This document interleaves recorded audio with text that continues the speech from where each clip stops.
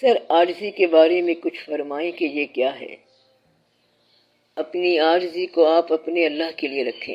تکبر، بڑائی تیری چیز ہے، رہی عاجزی سو میری چیز ہے۔ آپ نے اس طرح اللہ کے سامنے بات کرنی ہے۔ تکبر صرف ذات باری تعالیٰ کو زیب دیتا ہے اور کبریائی اس کو زیب دیتی ہے۔ ہمارے پاس تو صرف عاجزی ہے اور بے بسی ہے۔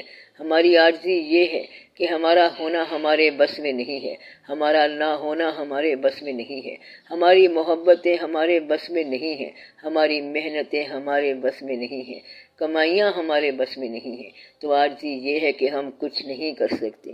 اس کے فضل کے علاوہ عاجزی کا معنی یہ ہے کہ یہ ریئلائزیشن ہے، احساس ہے اس چیز کا کہ ہم ہر طرف سے بلکہ چاروں طرف سے گھرے ہوئے ہیں۔ زمین راستہ نہیں دیتی اور آسمان بھی راستہ نہیں دیتا۔ ہم مشرق، مغرب اور شمال جنوب کے حصار میں ہیں، وقت کے حصار میں جکڑے ہوئے ہیں، یعنی حصار وقت ساتھ لگا ہوا ہے، اور پھر اللہ کے احکام بھی ہیں۔ اب اگر اللہ چاہے تو اپنا جلوہ دکھا دے تو پھر انسان وقت اور واقعات کے حصار سے نکل جاتا ہے اور آزاد ہو جاتا ہے۔ ایسا انسان جب چاہے، جس وقت چاہے کہیں بھی پہنچ سکتا ہے۔ اس کو ماضی میں عرفان حاصل ہو سکتا ہے اور مستقبل کا عرفان بھی ہو سکتا ہے۔ اب آپ لوگ اپنے لیے دعا کرو۔ دعا یہ کرو کہ یا اللہ تو ہمیں زندگی میں اپنی مہربانی سے اپنا راستہ دکھا۔ اس کے علاوہ اگر ہم کہیں گمراہ ہوں یا بھٹک جائیں تو اپنی مہربانی سے ہمیں اپنے راستے کی طرف بلائے رکھ اور ہم پر نوازشیں کرتا جا۔ ہمارے رشتوں اور تعلقات کی ہمیں آسانی عطا فرما اور ہم آسانی سے اپنے فرائض پورے کر لیں۔ یا اللہ تو ہمیں دنیا کا محتاج نہ بنانا اور نہ فضول خرچ بنانا۔ یا رب العالمین مہربانی فرما۔ آمین یا رب العالمین۔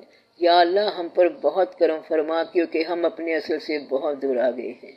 آمین یا رب العالمین۔ یا اللہ مہربانی فرما، ہمیں اپنے فضل سے نواز اور آنے والے زمانے کی ہر قسم کی دقت سے بچا اور ہم پر رحم فرما۔ آمین یا رب العالمین۔